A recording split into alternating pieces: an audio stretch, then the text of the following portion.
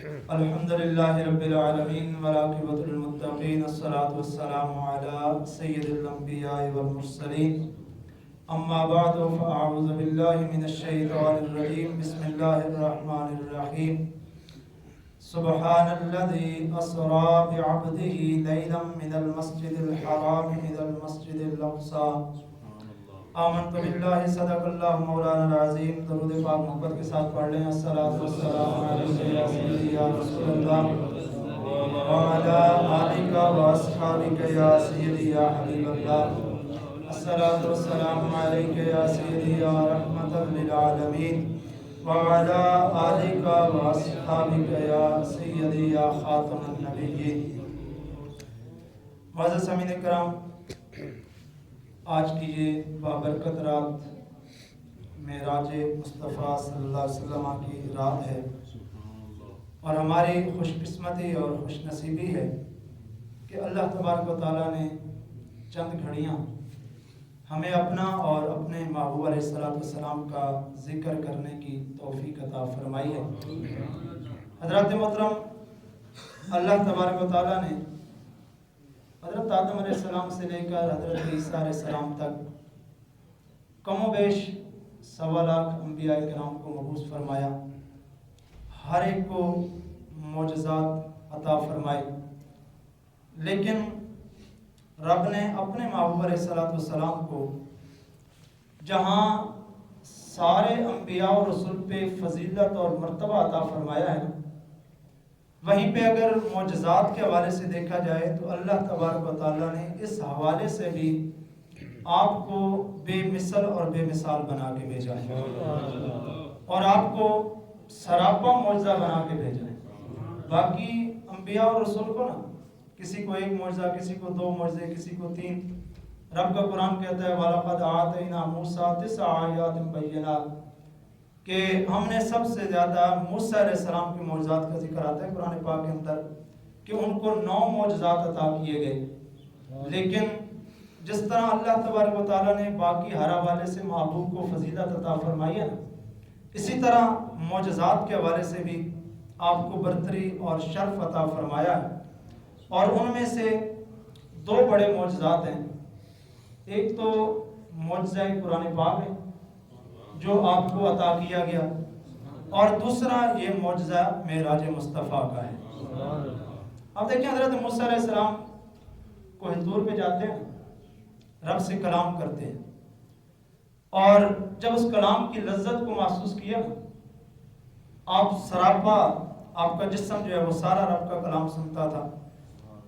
تو آپ نے رب کی بارگاہ میں عرض کی رب ارنی انظر الیک، اے رب مجھے اپنا آپ دکھا، میں تجھے دیکھنا چاہتا ہوں. لیکن جواب کیا آتا ہے؟ لن ترانی، اے کلیم آپ نہیں دیکھ سکتے. یہ حضرت موسیٰ علیہ السلام ہیں، کوہ طور پہ جاتے ہیں، کلام کرتے ہیں، عرض کرتے ہیں مالک اپنا آپ دکھا مجھے، میں دیکھنا چاہتا ہوں. لیکن جواب نفی میں آتا ہے. یہ ہے رب کے کلیم. اور ذرا دوسری طرف دیکھیں کہ جو رب کے کلیم بھی ہیں، رب کے حبیب بھی ہیں.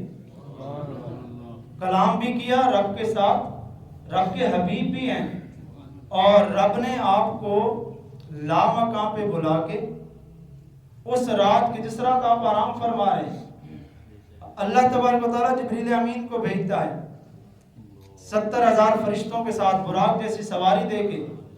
موسیٰ علیہ السلام عرض کرتے ہیں، جواب نفی میں آتا ہے. محبوب نے تو ابھی ہاتھ نہیں اٹھائے، آپ نے تو ابھی دعا نہیں کی، آپ نے تو ابھی دیدار کی خواہش ہی نہیں کی، بلکہ رب خود فرماتا ہے ان اللہ اشتاق الی لقائک یا رسول اللہ صلی اللہ علیہ وسلم، کہ اے محبوب آج وہ رب ہو کر، وہ بے نیاز ہو کر، آج وہ آپ سے ملاقات کی خواہش رکھتا ہے. اور حضور علیہ السلام کو اللہ تبارک و تعالیٰ نے اس 27ویں رات کو مسجد حرام سے مسجد اقصیٰ، پھر وہاں سے 7 آسمانوں سے اوپر سدرۃ المنتہا، وہاں سے اوپر لامقام میں بلا کر آپ کو اپنا دیدار بھی کرایا، اور معراج کا تحفہ نماز بھی عطا فرمائی. یہ واقعات آپ سنتے رہتے ہیں. اللہ تبارک و تعالیٰ کا کوئی بھی فعل جو ہے نا وہ حکمت سے خالی نہیں ہوتا. تو آئیں اختصار کے ساتھ دیکھتے ہیں کہ رب نے معراج کے اندر حکمتیں کون کون سی پوشیدہ رکھتی ہیں وہ تو رب جانتا ہے نا، جو لے کے گیا وہ جانتا ہے، یا جس کو معجزات معراج کے ملے ہیں وہ جانتے ہیں کہ ان کے اندر کیا کیا حکمتیں تھیں۔ لیکن علماء نے 2-3 حکمتیں لکھی ہیں، میں اختصار کے ساتھ وہ آپ کے سامنے آج کر دیتا ہوں کہ سب سے پہلی حکمت تو یہ ہے کہ حضرت آدم علیہ السلام سے لے کر حضرت عیسیٰ علیہ السلام تک سارے اللہ کے نبی اور اللہ کے رسول آئے، سب نے کہا کہ وہ اللہ ایک ہے، وحدہ لا شریک ہے۔ قوم نے سوال کیا کہ جس رب کے ایک ہونے کی گواہی دے رہے اس کو دیکھا بھی ہے؟ سب کی طرف سے جواب نفی میں تھا کہ نہیں، سن کے گواہی دے رہے ہیں کہ وہ رب وحدہ لا شریک ہے، ہم اس کو ایک مانتے ہیں، ایک جانتے ہیں، لیکن دیکھا نہیں ہے۔ حضرت موسیٰ علیہ السلام نے کہا ہوگا میں نے تو کہا لیکن میں دیکھ نہیں سکا، تو رب نے فرمایا ان ساری ہستیوں میں کوئی ایک تو ایسا ہونا چاہیے نا کہ باقی سارے سن کے گواہی دے رہے ہیں، کوئی ایک تو ہو نا جو میرا محبوب بھی ہو اور وہ آ کے یہ اعلان کرے کہ ہاں میں نے دیکھا ہے اور میں دیکھ کے گواہی دے رہا ہوں کہ اشہد ان لا الہ الا اللہ، فرمایا میں دیکھ کے گواہی دے رہا ہوں کہ ہاں واقعتاً وہ رب العالمین ایک ہے۔ اور پھر قرآن پاک کے اندر آتا ہے کہ اللہ تبارک و تعالیٰ نے ایمان والوں سے ایک تجارت کی، ایک سودا کیا، ان اللہ اشترى من المؤمنین انفسهم واموالهم بان لهم الجنہ۔ اللہ فرماتا ہے ہم نے ایمان والوں سے یہ تجارت کی، کاروبار کیا، ان سے سودا کیا کہ اپنی جان ہماری راہ میں دے دو، اپنا مال ہماری راہ میں دے دو اور اس کے بدلے میں ہم سے جنت لے دو، بِأَنَّ لَهُمُ الْجَنَّةَ، فرمایا اس کے بدلے میں جنت عطا فرما دیں گے۔ اب ہوتا تو یہ ہے کہ جب کوئی ایک دوسرے کے ساتھ تجارت کرتے ہیں، کاروبار کرتے ہیں، سامان بیچتے ہیں، تو بیچنے والا اور لینے والا دونوں کے سامنے سامان موجود ہوتا ہے، وہ اس کی قیمت طے کرتے ہیں، پھر اس پہ قبضہ ہو جاتا ہے۔ تو اللہ تبارک و تعالیٰ تو ایمان والوں کے ساتھ جنت کا وعدہ فرما رہا ہے، اور جنت ابھی ایمان والوں کے قبضے میں تو نہیں آئی، فرمایا بھی تو اس عالم دنیا میں ہے نا، ابھی تو میں تم سے صرف قیمت وصول کر رہا ہوں کہ اپنی جان بھی دو، اپنا مال بھی دو، بدلے میں کیا دوں گا؟ جنت دوں گا۔ تو ابھی تو صرف وعدہ ہے کہ مال بھی دو، جان بھی دو، بدلے میں جنت ملے گی۔ تو ایمان والوں نے تو جنت دیکھی نہیں، جو رب بدلے میں دے رہا ہے، تو فرمایا کیا ہوا اگر تم نے نہیں دیکھی ہے نا تو ہم تمہارے اور اپنے درمیان ایک وکیل بنا لیتے ہیں، تمہارے اور اپنے درمیان اپنے محبوب کو وکیل بنا لیتے ہیں۔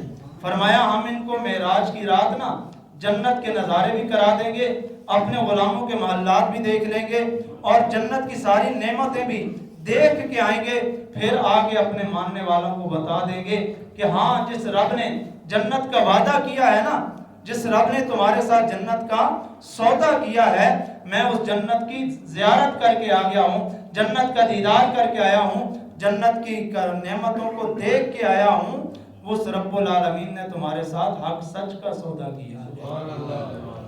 تو فرمایا دوسری حکمت، اب یہ علماء نے لکھی ہیں، فرمایا یہ دوسری حکمت ہے کہ اللہ تبارک و تعالیٰ نے ایمان والوں کے ساتھ جو جنت کا وعدہ کیا، فرمایا میرا محبوب آئے گا معراج کی رات، جہاں اور بہت سارے عجائبات دیکھیں گے، وہاں پہ ہم ان کو جنت کی زیارت بھی کرائیں گے، جنت کی محلات بھی وہ دیکھ لیں گے، اور جنت کے اندر اپنے غلاموں کو رب نے جو جو نعمتیں عطا فرمانی ہے نا، فرمایا ہم سارے ان کو نظارے کرا دیں گے اور وہ تمہیں بتا دیں گے کہ جو رب نے تمہارے ساتھ وعدے کیے ہیں وہ سارے سچے ہیں۔ اور پھر آپ جانتے ہیں حضور علیہ الصلوۃ والسلام کی نبوت اور رسالت، باقی نبیوں اور رسولوں کی رسالت نبوت جو ہے محدود تھی، ایک زمانے تک تھی، لیکن رب نے اپنے محبوب علیہ الصلوۃ والسلام کو آخری نبی بنا کے بھیجا، اور آپ کی نبوت اور رسالت بھی لامحدود ہے۔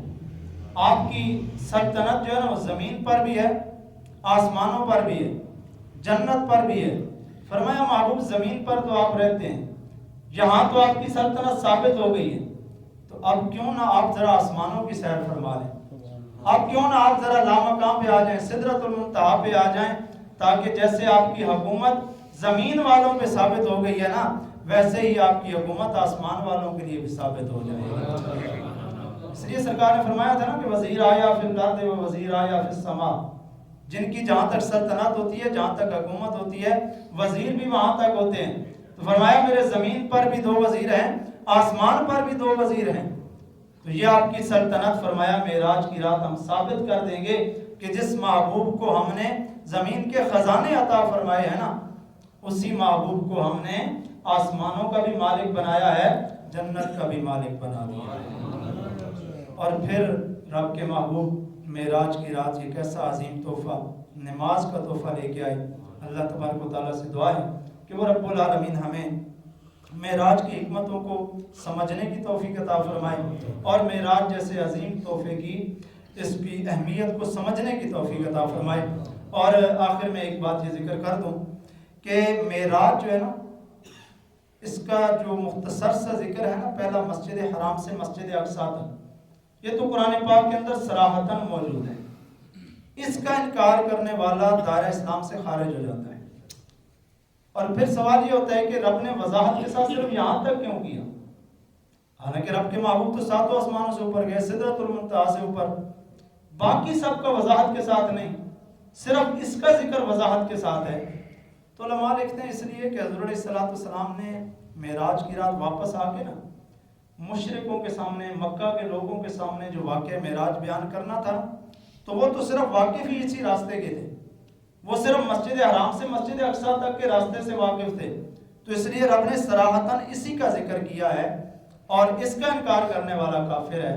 باقی جو معراج کا واقعہ ہے اس کا ذکر ہمیں احادیث کے اندر ملتا ہے، اور کچھ اشارتاً سورہ نجم کے اندر بھی موجود ہے. تو باقی جو واقعہ معراج ہے، جو یہاں تک انکار کرتا ہے وہ تو دار اسلام سے ہی خارج ہے، اور اس سے آگے کا جو واقعہ معراج ہے اس کا اگر کوئی انکار کرتا ہے تو اس کو ہم گمراہ کہتے ہیں، دائرہ اسلام سے خارج اس کو نہیں کہا جا سکتا ہے. وہ باقی احادیث مبارکہ سے واقعہ ثابت ہے. اللہ تبارک و تعالیٰ سے دعا ہے کہ وہ ہمیں قرآن پاک کی تعلیمات کو سمجھنے کی، عمل کی توفیق سے مالا مال. آمین. الحمدللہ رب العالمین والعاقبۃ للمتقین، الصلاۃ والسلام علی سید الانبیاء والمرسلین. ربنا تقبل منا انك انت السميع العليم وتب علينا انك انت التواب الرحيم. رب اغفر وارحم وانت خير الراحمين. یا رب جم طلبنا منك مغفرة وحسن خاتمة یا مبدع النعم. یا العالمین ہماری صادری کو اپنی بارگاہ میں قبول فرما، ہمارے صغیر و کبیر و گناہ معاف فرما، تمام بیماروں کو شفاء کلی عطا فرما، سب حاضرین کے حال پر مکرم فرما. خصوصاً یا العالمین آج کی صلات کی برکتوں سے یا اللہ سب کو رزق حلال واسع عطا فرما، لقمہ حرام سے یا اللہ ہم سب کو بچنے کی توفیق عطا فرما، تمام بیماروں کو شفاء کلی عطا فرما، پریشان حال مسلمانوں کی پریشانیاں دور فرما، بے اولادوں کو اولاد نرینہ اولاد صالح عطا فرما. جو صاحب اولاد ہیں یا اللہ ان کی اولادوں کو دین دنیا کا علم عطا فرما، پڑھنے پڑھانے کے بعد ہم سب کو عمل کی توفیق سے مالا مال فرما. خدایا بحق بنی فاطمہ کے برکول ایماں کنی خاتمہ، اگر دعوت امرت کنی ور قبول منو دست دامان آل رسول. وصلی اللہ تعالی علی رسول خیر خلقی محمد و علیہ وسلم. Subscribe to our channel by clicking the subscribe button. Click the bell button and enjoy the latest uploads from our channel.